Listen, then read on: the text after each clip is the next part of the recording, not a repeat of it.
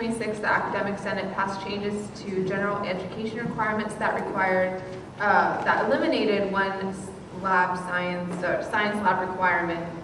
In your platform, you say you had a role in eliminating this course requirement. What role did you have? In the Academic Senate is a board of over 90 individuals comprised of students, faculty members, administration, and some of the administration was not happy with the proposed changes. And the issue was there's classes that we can't provide to our students, yet we were still requiring that we take the class, and it was delaying our graduation. By getting 20 students in the room to share the story of how I still can't graduate because I haven't taken that class, they heard us, and they eventually sided with us and made the change. Go ahead. Can you explain what your role is in that process? Right.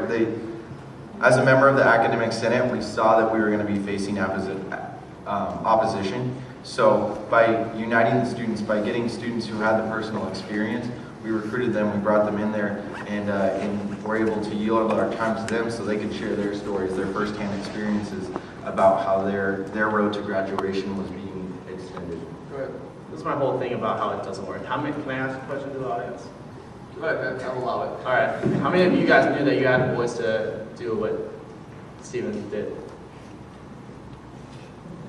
Spiegel.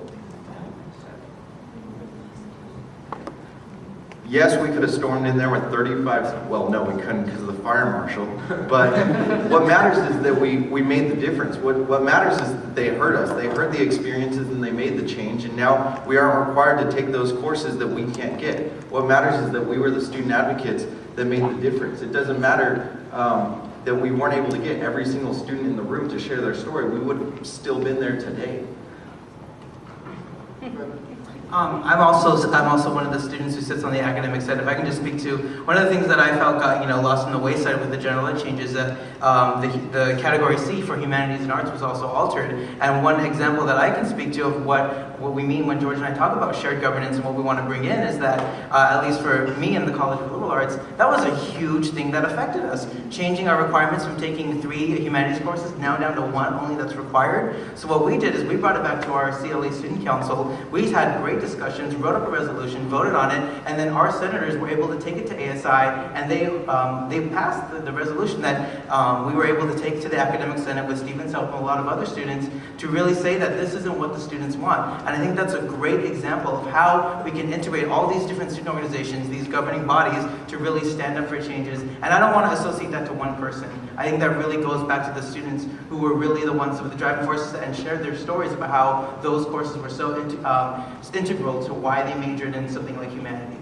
So Nick is saying that this is an example of how ASI has failed, or the problems with ASI. You're saying that this is an example of how ASI has succeeded and how the benefits of ASI? I think in one way, and I think at least I can't speak to, our resolution dealt with the humanities. Believe it or not, liberal arts majors don't really care about the sciences too much.